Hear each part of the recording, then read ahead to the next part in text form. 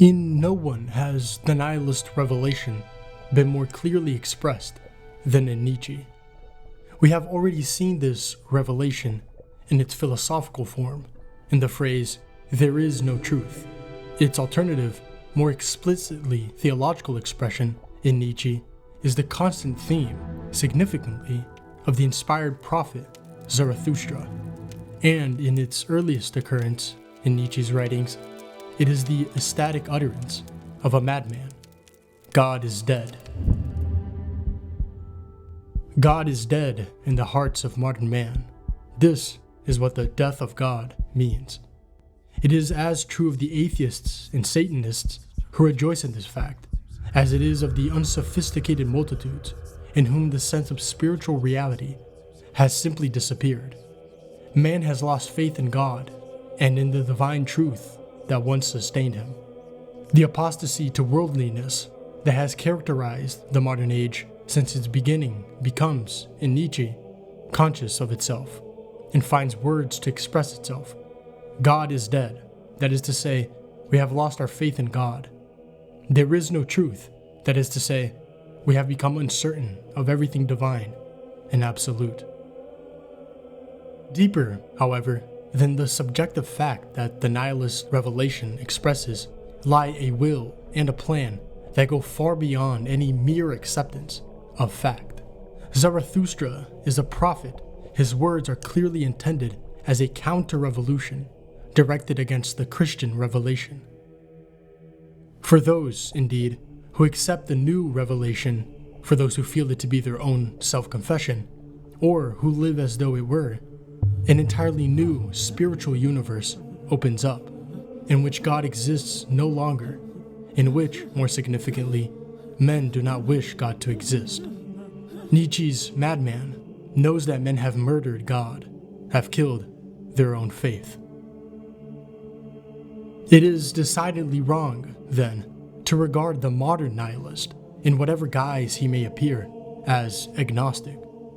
The death of God has not simply happened to him as a kind of cosmic catastrophe.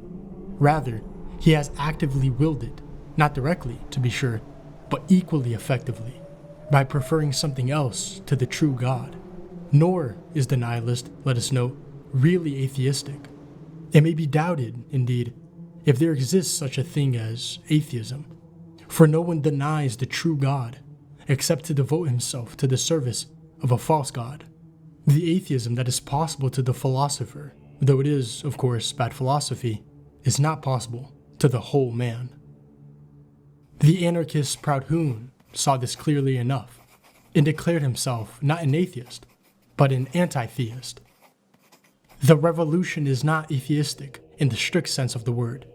It does not deny the absolute, it eliminates it. The first duty of man, on becoming intelligent and free, is to continually hunt the idea of God out of his mind and conscience.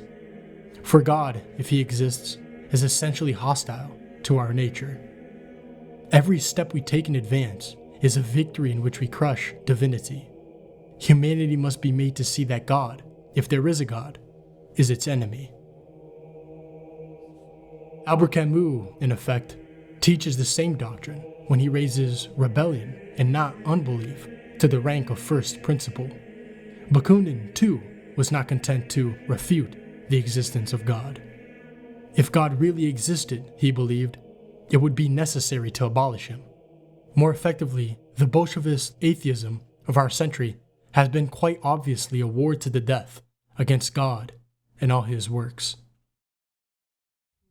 The nihilist rejection of Christian faith and institutions, then, is the result not so much of a loss of faith in them, but in their divine origin, as of rebellion against the authority they represent and the obedience they command. The literature of 19th century humanism, socialism, and anarchism has as its constant theme the non serviam. God the Father, together with all his institutions and ministers, is to be overthrown and crushed, and triumphant man is to ascend his throne, to rule in his own right.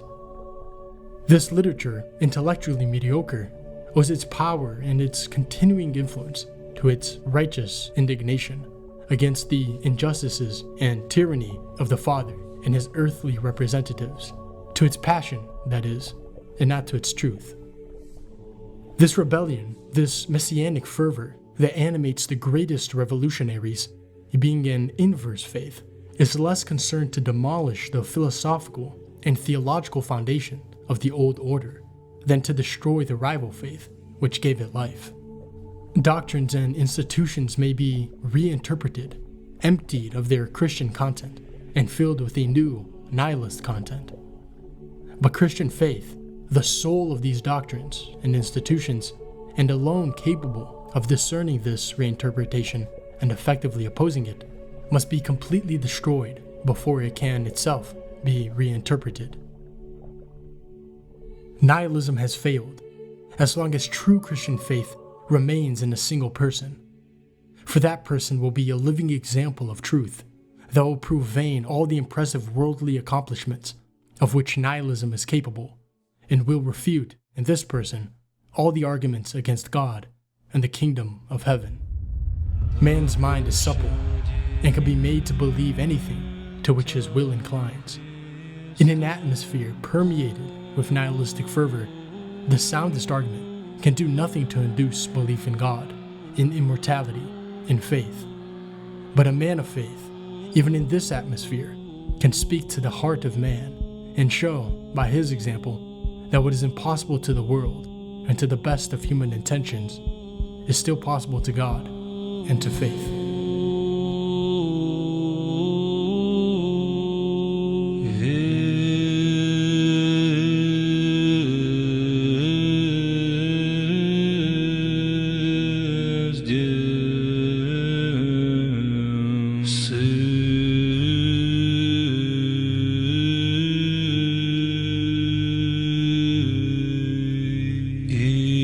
Show